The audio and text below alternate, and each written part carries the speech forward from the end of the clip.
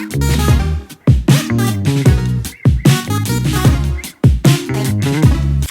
tout le monde, j'espère que vous allez bien, moi je vais super bien. Alors on se retrouve aujourd'hui pour une nouvelle vidéo dans laquelle je vais vous dire pourquoi selon moi quand vous avez des refus ou que des refus, malheureusement c'est très souvent fini. Donc pourquoi selon moi votre objectif premier dans cette procédure doit être d'avoir des acceptations, doit être d'avoir au moins une acceptation. Donc cette vidéo va se diviser en plusieurs parties. Je vais vous dire qu'est-ce qu'il faut faire quand vous avez des refus. Ensuite je vais vous dire pourquoi il faut absolument pas avoir de refus. Donc quand vous faites la procédure Campus France, vous vous retrouvez à demander à plusieurs universités, au minimum 3, au maximum 7, ou voire plus pour ceux qui postulent à Parcoursup en plus, qui d'ailleurs va débuter le 20 janvier, selon ce que j'ai lu. Donc vous allez vous retrouver à postuler à des écoles et ces écoles vont devoir vous accepter ou vous refuser. En ce moment, les réponses sont déjà en train d'arriver. Il y a déjà des refus, il y a déjà des acceptations. Donc, qu'est-ce que vous devez faire quand vous avez des refus? Quand vous avez un refus, vous ne devez pas directement vous décourager ni baisser les bras, je le dis, parce qu'en fait, il y a plein de statistiques qui sont faites, mais dans une statistique, il y a le pour, il y a le contre. Donc c'est pas parce que ça n'a pas marché pour X que ça marchera pas pour Y. Néanmoins, le négatif dans ce que je vais vous expliquer est plus parlant que le positif. Donc vous allez relire votre candidature, vous allez relire votre dossier, vous allez relire la réponse des universités ou de l'université qui vous a refusé. Il y aura sûrement marqué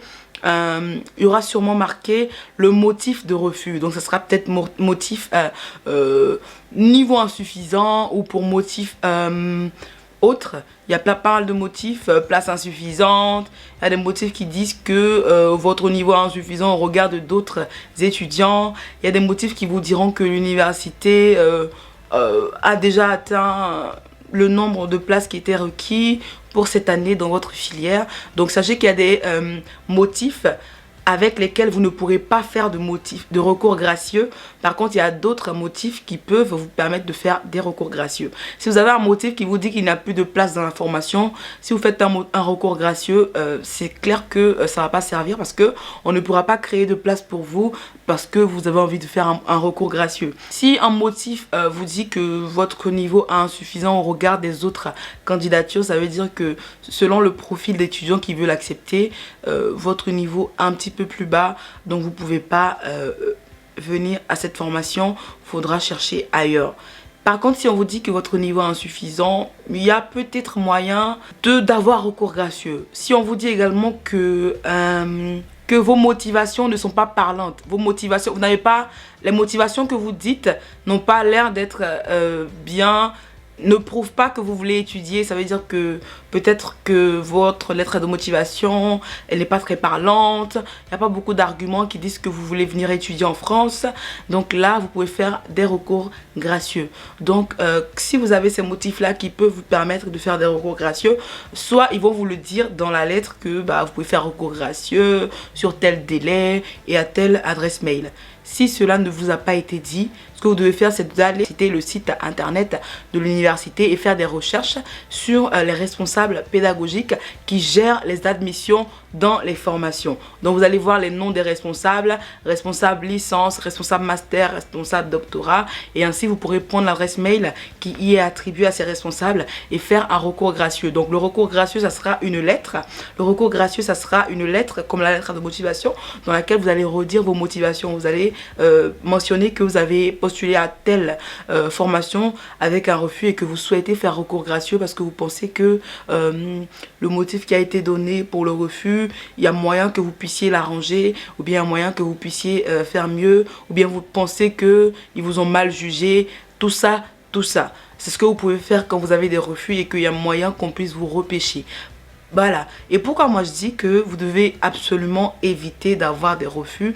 Parce que sur plusieurs années, j'ai observé que les recours gracieux ne payaient pas forcément. Moi, j'ai fait un recours gracieux l'année dernière pour une candidature que je gérais ici en France pour quelqu'un qui postulait à un master, non, à une licence 3, c'est-à-dire quelqu'un qui était en France, qui avait laissé les études pendant une année de césure et qui voulait revenir, qui a eu un refus en demandant. Et là, on a fait un recours gracieux. Mais le truc c'est que quand vous êtes encore en Afrique et que vous faites un recours gracieux, j'ai remarqué qu'il y a beaucoup de recours gracieux qui n'ont pas de suite. Il y a beaucoup de recours gracieux qui ne sont pas pris en compte. Et malheureusement ou heureusement, ça me fait dire que vous devez absolument chercher des acceptations plutôt que de vouloir faire des recours gracieux qui ne vont pas aboutir. Donc si les universités n'ont pas marqué dans la lettre de refus que vous pouvez faire un recours gracieux, je l'ai dit tantôt, vous pouvez quand même les faire en faisant vos propres recherches, mais ça n'aboutit pas tous les jours. Je sais qu'il y a des gens qui ont gain de cause, mais c'est vraiment quand il y a eu erreur de la part de l'université en regardant votre dossier qu'il y a quelque chose à arranger. Mais quand c'est pas le cas, en général, c'est des refus. Moi, j'ai pu avoir gain de cause l'année dernière parce que j'ai joué sur le fait sur les émotions, comme je vous le dis. C'est comme ça, c'est le système. Voilà. Donc, si vous faites des recours gracieux par rapport à vos situations personnelles, n'hésitez pas à être très vrai, à être très, je sais pas comment vous le dire, à aller sur les émotions, à aller sur comment vous portez à cœur ces formations, à aller sur comment vous vous préparez depuis longtemps pour vouloir étudier en France, à aller sur comment vous êtes un étudiant qui est persévérant, à aller sur comment vous êtes un étudiant qui peut se relever ou bien qui peut remonter la pente.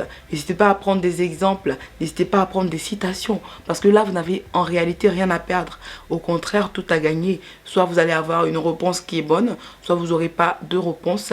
Néanmoins, n'hésitez pas à tenter, mais faites tout pour ne pas arriver à cette étape-là en peaufinant votre dossier. C'est-à-dire, les personnes qui n'ont pas encore fourni leur dossier, qui n'ont pas encore soumis le dossier, qui n'ont pas encore passé l'entretien Campus France, c'est le moment de vous remémorer si vous avez mal traité le dossier, si vous avez peut-être laissé des erreurs dans la lettre de motivation en vous disant « ça va vite passer », si vous avez peut-être pas bien scanner vos relevés de notes et que vous vous rappelez que ça sera peut-être pas lisible, c'est le moment d'arranger les petits côtés que vous savez que ça va peut-être pécher contre vous. Donc c'est très important d'en tenir compte parce qu'après si vous avez que des refus et que vous devez faire 7 recours gracieux, c'est vrai que ça part très mal. C'est vrai que les recours gracieux, on les fait un peu comme quand on postule à des chambres au Crous, sans forcément y apporter le cœur, sans forcément y apporter de l'espoir, parce que ça marche rarement. Je me répète, ça marche rarement. C'est ainsi que va prendre fin ma vidéo. J'espère qu'elle vous aura plu et qu'elle va pouvoir vous édifier. Je vous rappelle qu'on fait un direct toutes les semaines, le samedi, soit à 20 h ou 21 h GMT. D'ici là, on se dit à bientôt pour une nouvelle vidéo et je vous fais des bisous. Bye!